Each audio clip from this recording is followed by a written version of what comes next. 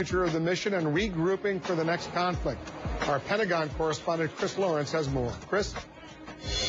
Well, I'll give you an example, Wolf. I remember back in 2004 riding through Ramadi, Al-Anbar province, with the soldiers in an open-air Humvee. No cover, no armor. That kind of vehicle wouldn't even get out of the gate of a base today. The military used to save money by shortchanging some soldiers.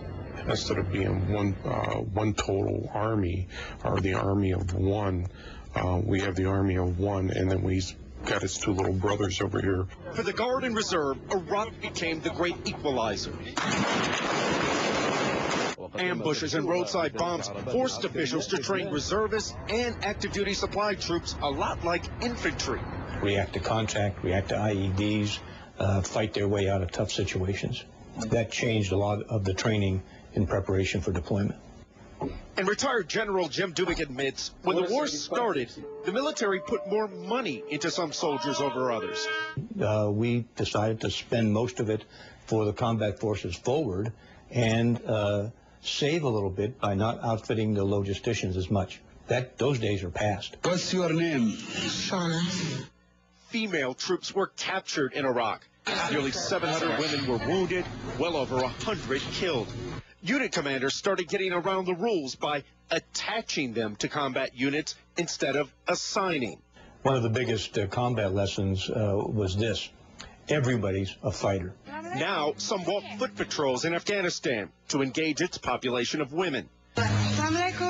This is a picture I took back in 2003 of an American in Baghdad. The troops of 2010 wouldn't recognize his gear. Body armor changed, helmets changed. Almost everything from the soldier up has changed in this war. Change didn't come fast enough in one respect. IEDs killed hundreds of soldiers and Marines before they and their families demanded better. Why do we soldiers have to dig through local landfills for pieces of scrap metal and compromised ballistic glass to up-armor our vehicles? Today's troops deploy from vehicles in varying patterns to avoid IEDs. To sniff out bombs, they trust their dogs as much as electronics. And counterinsurgency is a way of life, not the academic exercise it was 10 years ago. And no matter if you're talking about the troops who were doing the fighting or their bosses back here at the Pentagon, combat in Iraq literally changed the face of the military from top to bottom. Wolf? And you're